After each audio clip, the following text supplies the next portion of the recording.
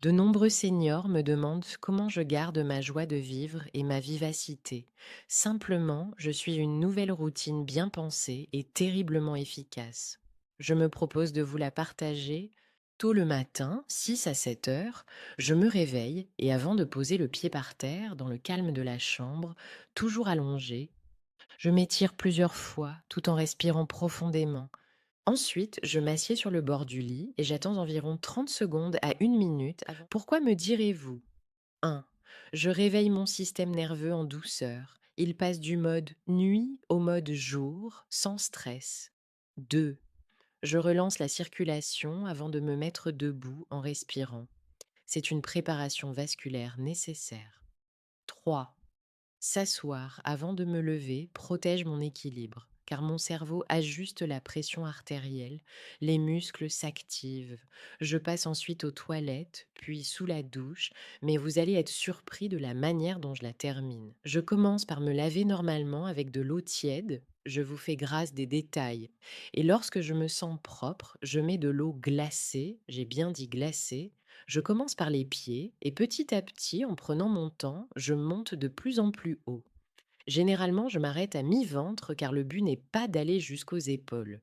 Ceux qui peuvent le font, bien entendu, mais ce n'est pas mon cas. Je suis donc sous l'eau glacée, 1 à 2 minutes. Pourquoi? 1.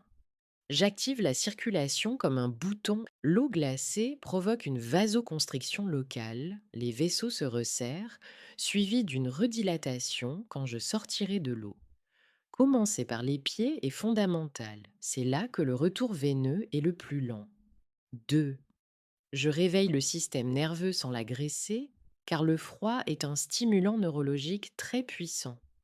Je commence par l'eau tiède d'abord, par sécurité, puis je passe au froid progressif pour une adaptation tranquille. J'arrête au niveau du ventre pour respecter mes limites. C'est ce que l'on appelle une activation contrôlée. Après m'être séchée et habillée, je prends mon bain de lumière, assise ou debout dehors, ou à côté d'une fenêtre si le temps est pluvieux ou très froid, ou encore si je le peux, je sors marcher 10 minutes.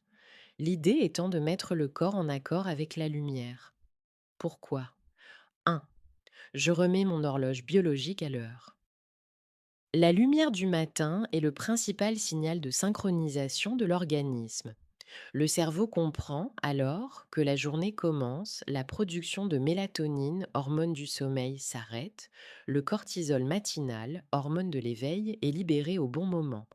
Résultat, un réveil plus clair, un meilleur réglage interne du corps. 2. Je mets le corps en accord avec le rythme naturel du jour, puisqu'il ne fonctionne pas seulement à l'heure de la montre, mais à l'heure de la lumière. Mon système nerveux s'aligne et mon humeur se stabilise, le jour et la nuit sont clairement différenciés. Viennent ensuite 5 exercices rapides mais efficaces. A. Debout sur une seule jambe à côté d'une chaise. Tenez-vous en équilibre au moins 5 secondes, plus si vous pouvez. Tenez-vous si nécessaire, c'est en répétant le mouvement que vous parviendrez à vous améliorer. Recommencez sur l'autre jambe. Pourquoi? 1. Je réveille l'équilibre. Tenir sur une jambe active 3 systèmes en même temps. La vision, l'oreille interne, la proprioception, les capteurs dans les pieds, les chevilles, les hanches. C'est un recalibrage essentiel après la nuit. 2. J'active les muscles profonds. Cet exercice mobilise surtout les muscles stabilisateurs de la cheville, les genoux, les hanches, la sangle abdominale profonde. Ce sont eux qui assurent la stabilité au quotidien, bien plus que les muscles visibles. 3. Je travaille la sécurité avant la performance. La chaise à côté est une assurance intelligente qui me permet de tester mes limites sans risque de rester détendu et donc plus stable, de progresser plus vite par répétition. La stabilité vient avec la régularité, pas avec l'effort. 4. J'envoie un signal fort au cerveau. 5 secondes peuvent suffire au départ. Le cerveau apprend par répétition.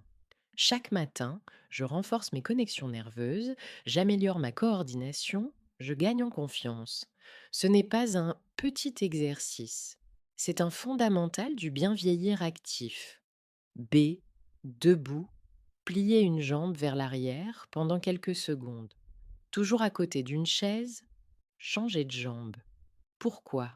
Cet exercice active l'articulation en douceur. Le mouvement entretient l'amplitude et limite les raideurs liées à l'inactivité. Le fait d'être debout sollicite la stabilité. La chaise sert d'appui rassurant sans supprimer le travail d'équilibre. Tenir quelques secondes réveille la coordination droite puis gauche. Un mouvement court, précis, facile à intégrer et très utile pour rester mobile aussi longtemps que possible. Avant de continuer, et si cette vidéo vous plaît, pensez à vous abonner si ce n'est pas déjà fait. Cliquez sur le pouce levé, laissez un commentaire et partagez cette vidéo qui peut faire du bien à vos proches ou vos amis. C. Debout. Mettez-vous sur la pointe des pieds aussi haut et aussi longtemps que possible sans forcer. Pourquoi? Le mouvement renforce les chevilles pour plus de stabilité au quotidien. Les mollets jouent un rôle de pompe. Les contracteurs aident le retour veineux et limitent la sensation de jambes lourdes. Ce travail prépare le pied et la cheville à réagir plus vite en cas de déséquilibre, dans la rue comme à la maison. Un geste rapide mais fondamental pour la stabilité et la sécurité. D. Debout, tenez-vous si nécessaire au dossier d'une chaise, pliez simplement les genoux en gardant le dos bien droit. Répétez le geste au moins 10 fois. Pourquoi? Car vous sollicitez les cuisses et les fessiers. Ce sont eux qui permettent de s'asseoir, se relever et monter une marche avec assurance. Le geste devient plus fluide et plus facile grâce à la répétition.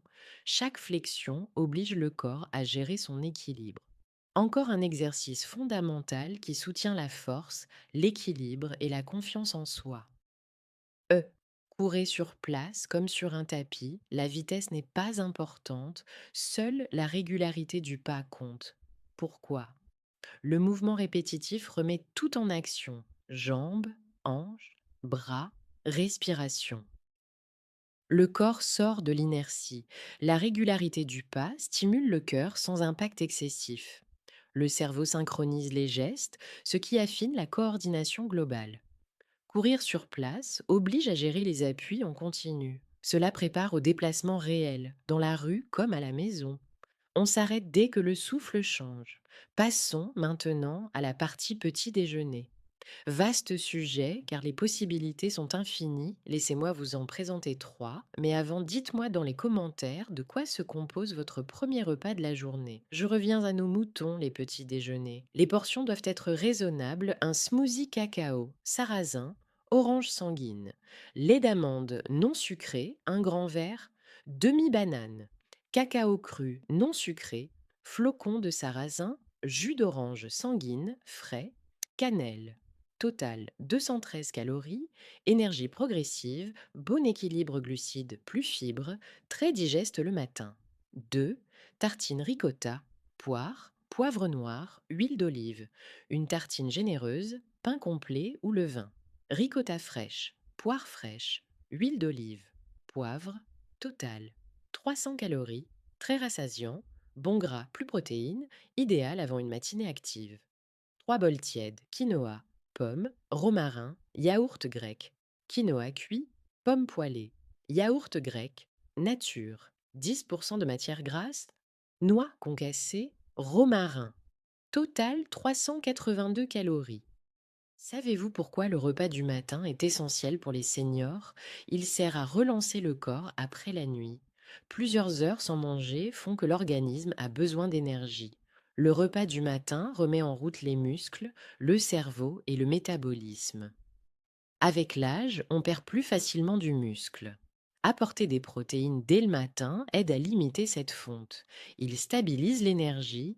Un petit déjeuner structuré évite les coups de fatigue, les fringales et les baisses de concentration en fin de matinée.